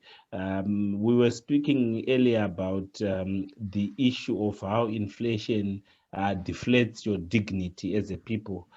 So at instances in Zimbabwe where you'd find the queues all over. So the moment you see a queue, people would just rush to join before they even know what people are queuing for. So we got to that point where you just see a queue, the next instinct is to just run and join the queue. After a while, then you ask, what are we queuing for? Half the time, the 4 or 5 people in the queue would not even be knowing, people in front of you would not be knowing what they are queuing for, but you'll be just knowing that at least there is something here. So that's the challenge with subsidies when they become unreasonable. So yes, definitely the government has a duty to provide services at a reasonable price, at a reasonable cost, so that at least the citizens are able to access services in a reasonable at reasonable cost, and as well to be able to buy food, especially when you look at food and energy. You're now going to the social issues of government, and what keeps a government in power, and what results in a government being put out in power. But at the end of the day, when everything is said and done, the moment you find government giving subsidies, I think there will be a problem. And subsidies, unfortunately, if they are prolonged, they become the bigger problem. They create worse problem than benefits. You had asked another question, I think. Yeah, I mean, in the same line, I was just asking about, what the other social impacts are in terms of crime. What is your experience in terms of heightened fraud risks and that kind of thing. Right. So when you look at crime statistics in this country, I think at the end of the day, it depends with the nature of the people. When inflation hit hard in Zimbabwe, most of the people that had no capacity to stay they moved out of this country. So we have a lot of Zimbabweans living in South Africa. We have a lot of Zimbabweans living in Botswana. We have a sizable number in the UK, all over. Maybe some are in Sri Lanka. But of course, if the situation remains as it is, then they'll come back or they'll find another country to go and stay. So the crime rates, really, especially the violent crime rates, they never, during the hyperinflation, I think they were quite very low because, for example, you wouldn't want to, there was nothing to steal. Literally, you would not steal anything, really. There was nothing to steal. Even if you did, look, no one would have capacity to pay you for a reasonable amount for your loot. So generally, the social indicators from an peace and order perspective, they remained quite desirable, notwithstanding the very high inflation. And I guess, of course, people didn't have the energy as well to steal. It's another issue. Yeah, Emmanuel, take up the last question. Yeah, I can hear you clearly now. I'm now using my mobile. I'm not so sure what's happening with my phone. Yes. Loud and clear. Emmanuel, now the question was this during this early inflationary scenario,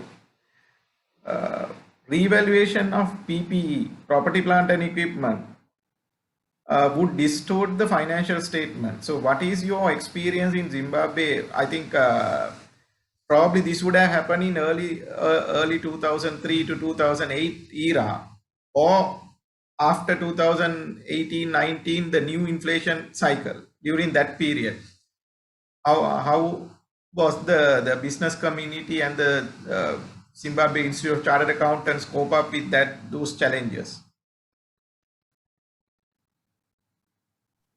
Thank you. I'm not sure I got the question, but I think we are discussing the issue of revaluations in a hyperinflationary era. And I think,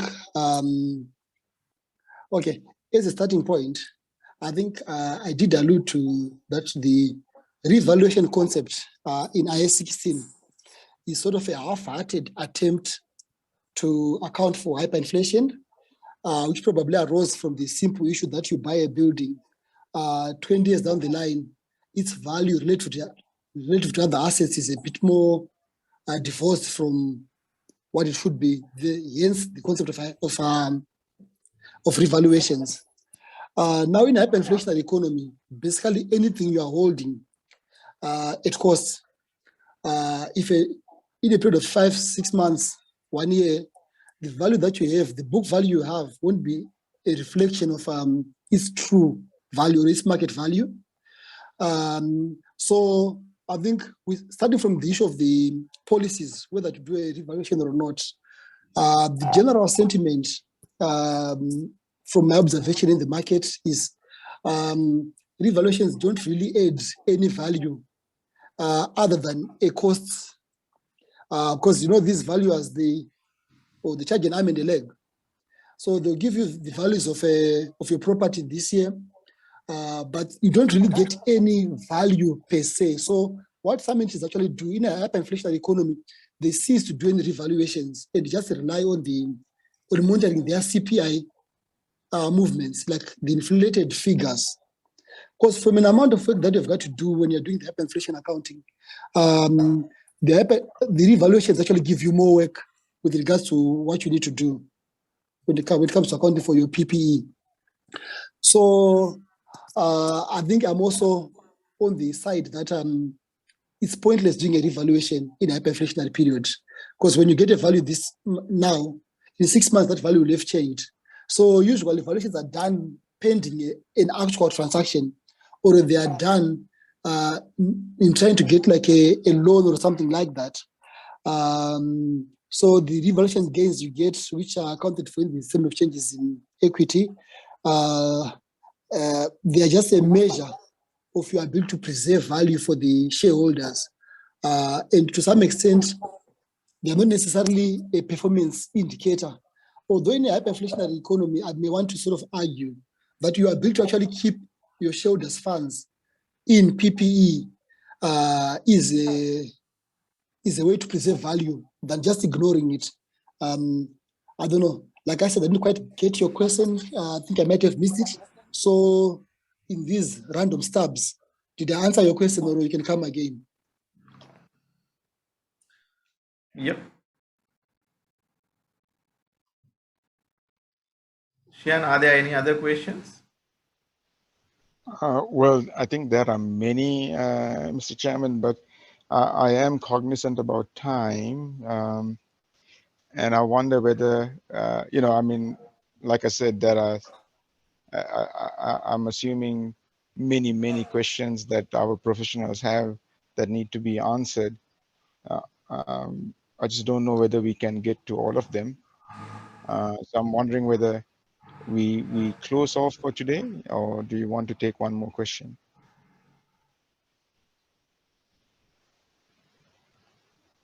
Yeah, quite a lot. I think one question, let's put this one for the brains. Now there is a question they have asked, should the central bank be independent in deciding these economic policy stabilizers or the anchors, rather than echoing the government concepts? So I think in your presentation you have picked those things, but as a concluding remark, let's take this one. Yeah, thank you very much. In small open economies like Sri Lanka, Zimbabwe, and many others, having a central bank that is independent is the most desirable thing.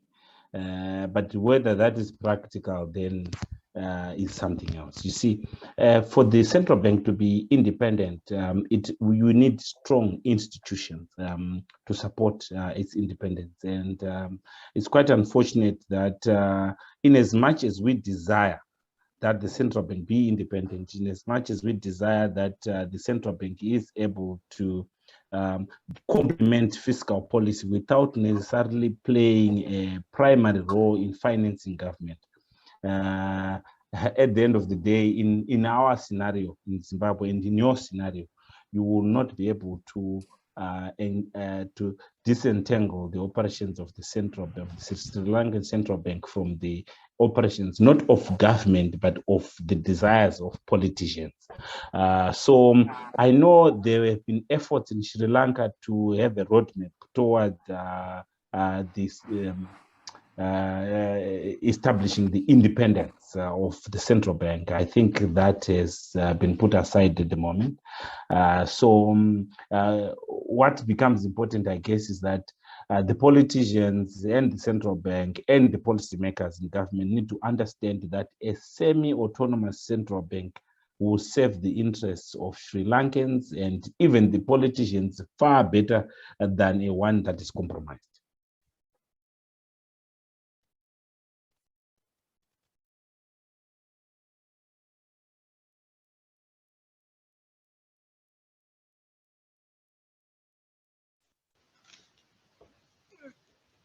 Okay, Laknath, did we lose you? No, what I was telling Shian, I think let's conclude the session. So from Southern Africa. Because thank you very much, in Sri Lanka. Brains, Emmanuel, a huge thank you from all of us.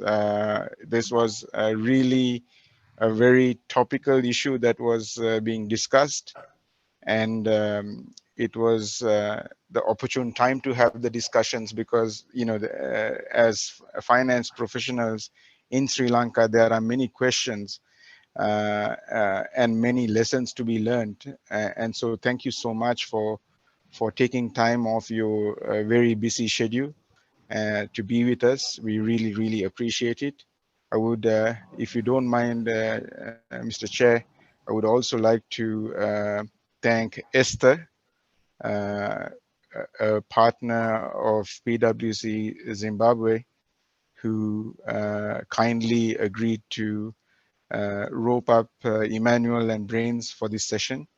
Don't be strangers, Brains or Emmanuel. We are likely to knock on your door pretty quickly again to try and pick on your brains on other aspects. But unfortunately, time has run out.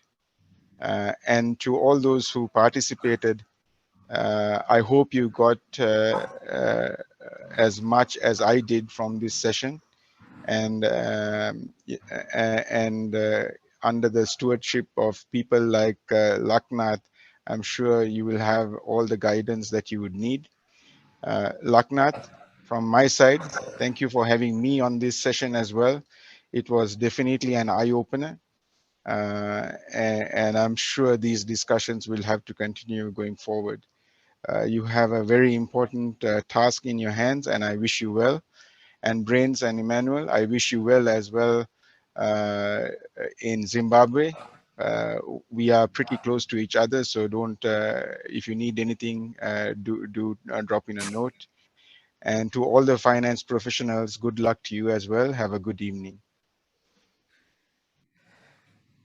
Thank you very much. We hope that we will be able to come to Sri Lanka for a holiday because of what is happening on your currency. We use the US dollar here, so it's becoming cheaper.